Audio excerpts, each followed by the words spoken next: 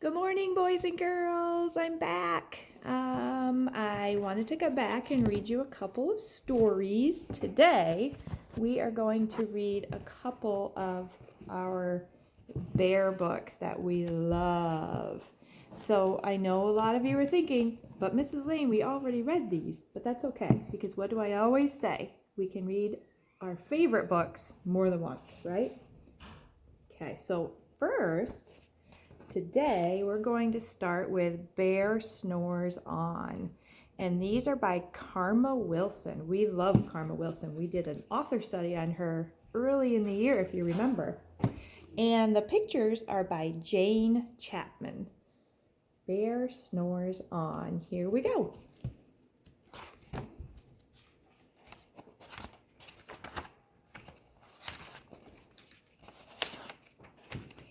In a cave in the woods, in his deep, dark lair, through the long, cold winter, sleeps a great brown bear.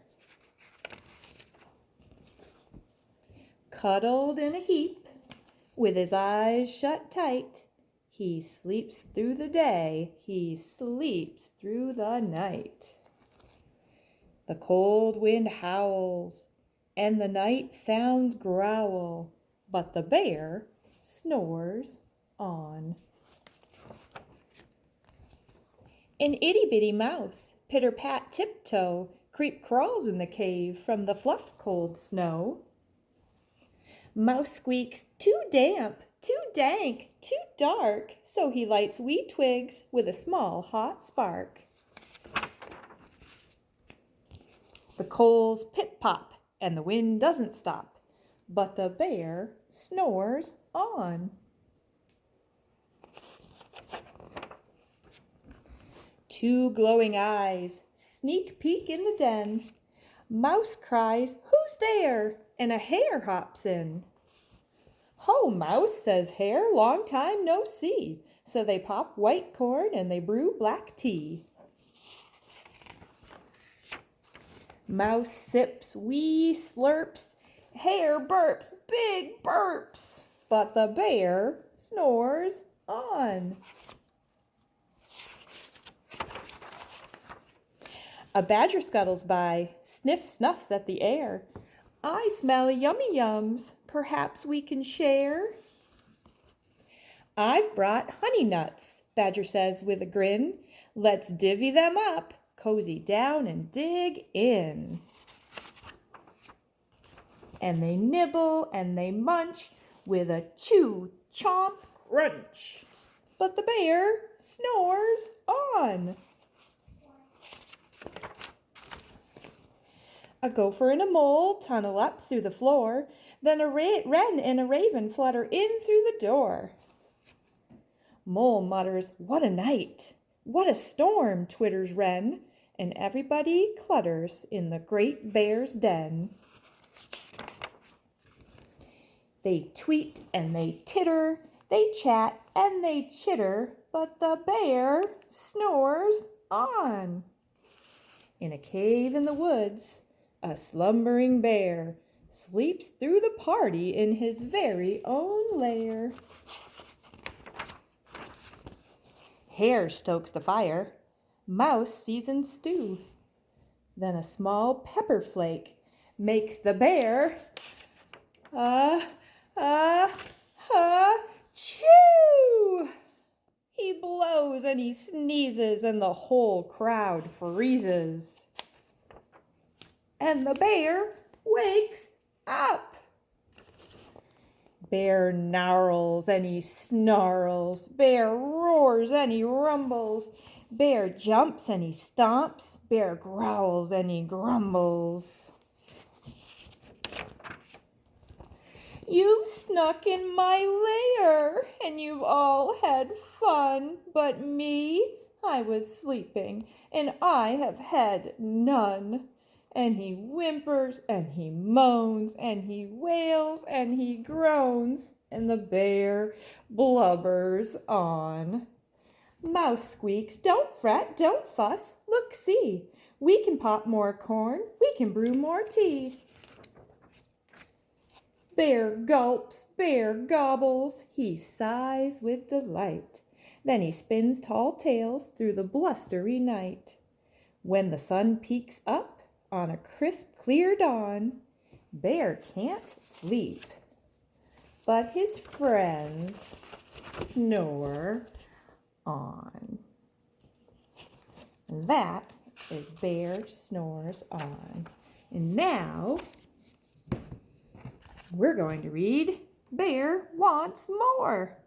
Now, boys and girls, you remember we learned about hibernation, and we learned that this is what happens when a bear wakes up from a long, long sleep.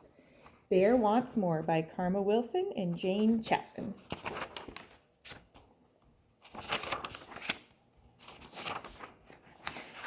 When springtime comes, in his warm winter den, a bear wakes up, very hungry and thin. He waddles outside, and he roots all around. He digs and he paws fresh shoots from the ground.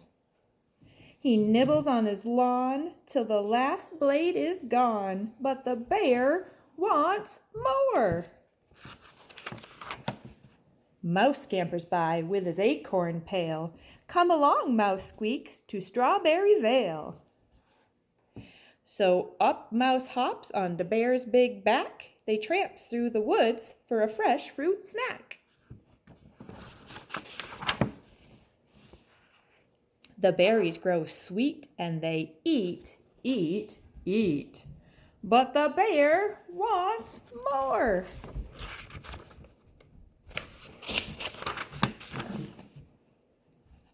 The noon sun glows when along hops Hare. Good day, friend Mouse. How do, friend Bear? I'm hungry, roars Bear. Hare says, follow me. There's a fresh clover patch by the cottonwood tree. They nibble on their lunch with a crunch, crunch, crunch. But the bear wants more. Badger shuffles by with his new fishing pole. There's a fine fish feast at the old fishing hole. They head to the pond and they sit by the shore. Bear catches fish, but he still wants more. Meanwhile, back at the big bear's den, Gopher and Mole with Raven and Wren, they bake honey cakes, they decorate the lair. It's a springtime party for their good friend Bear. Bear rubs at his tummy. He smells something yummy. And he still wants more. Bear sniffs and he snuffles as a sweet breeze blows. He romps to his home. He follows his nose. His friend yells surprise when he gets to his den, but the bear is so big that he can't fit in. Bear wails, what luck! I am stuck, stuck, stuck in my own front door. Mouse squeaks, poor bear, he is wedged too tight. Hare tugs, Raven pushes with all of their might. Badger gets a stick and he pries so hard that Bear pops out and he lands in his yard. Since Bear is so wide, they party outside, and he still wants more. Bear opens presents, he gobbles honey cakes, he eats so much that his big tummy aches. He snuggles in the grass, and he snores big snores. He is full, full, full, but his friends want more. The end. Those are two of Mommy's. Those are two of Mrs. Lane's favorite stories, and there's more. So hopefully we can read some more of them in the next coming weeks. So boys and girls, I hope you're reading. You should be reading for 30 minutes every day, just like we do at school. And yesterday I gave you a little assignment about recycling. Today the sun is shining and it's not too cold. So if it's okay with Mom and Dad, today your assignment is to play outside. It's great to get fresh air just like Bear and his friends, okay?